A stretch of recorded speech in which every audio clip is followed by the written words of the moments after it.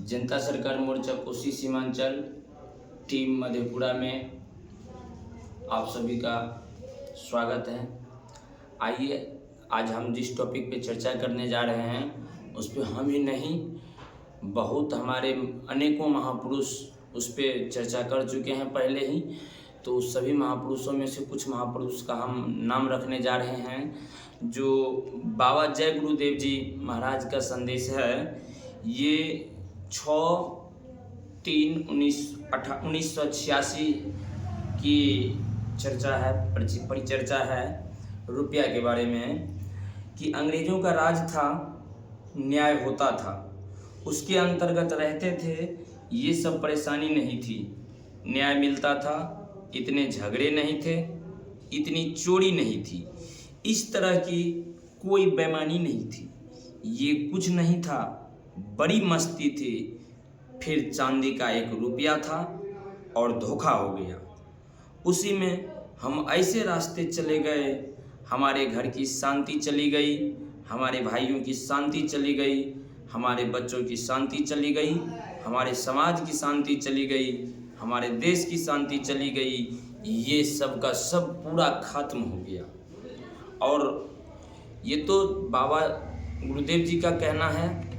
और उसके बाद नेताजी सुभाष चंद्र बोस जी का भी कुछ परिचर्चा रहा है इस विषय पे कि 21 अक्टूबर 1943 को स्वतंत्रता संघर्ष के इतिहास में स्वर्णिम दिन माना जाएगा। पूर्वी एशिया के समस्त भागों के भारतीय स्वतंत्रता लीग के प्रतिनिधि सिंगापुर के कैथे सिनेमा हॉल में स्वतंत्र भारत की अस्थायी सरकार की स्थापना की ऐतिहासिक घोषणा सुनने के लिए एकत्रित हुए। खचाखच भरे हॉल में नेताजी सुभाष चंद्र बोस ने घोषणा में कहा कि अस्थायी सरकार का यह कार्य होगा कि वह भारत से अंग्रेजों और उनके मित्रों को, उनके कर्मचारियों को निष्कासित करें। अस्थायी सरकार का यह भी कर्तव्य होगा कि भारतीयों की इच्छानुकूल और उनके विश्वास की आज़ाद हिंद अस्थायी सरकार का निर्माण करें। नेताजी द्वारा घोषणा को प्रेरणापूर्वक अपील के साथ समापन हुआ।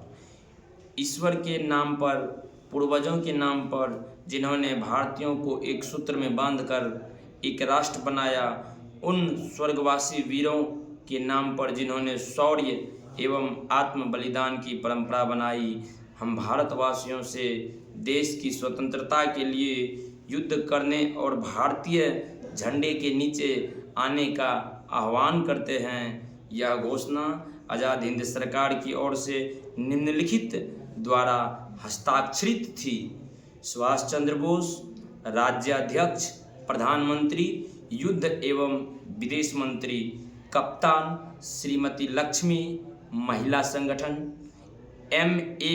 अय्यर, प्रचार एवं प्रसारण विभाग, ले कर्नल A.C. चटर्जी, वित्त मंत्रालय, ले कर्नल अजीज अहमद, ले colonel N.S. Bhagat, lieutenant colonel J.K. Bhosle, lieutenant colonel Gulzar Singh, lieutenant colonel M.Z. Kiani, lieutenant colonel A.D. लोग नादन, ऐसे बहुत सारे किरदार निभाने वाले हमारे देश के स्वतंत्रता सेनानी रह चुके। और उसके बाद फिर आते हैं विनोबा भावे जी। विनोबा भावे जी के विचार से हम लोग प्रेरणा से प्रेरित होकर के जिस पुस्तक से आज हम आपको इन महापुरुषों का आपको जिस के विचारों का हम आज दर्शन करा रहे हैं, उस पुस्तक का नाम है रुपया मूल्य का मापक या शोषण का साधन, जिनके लेखक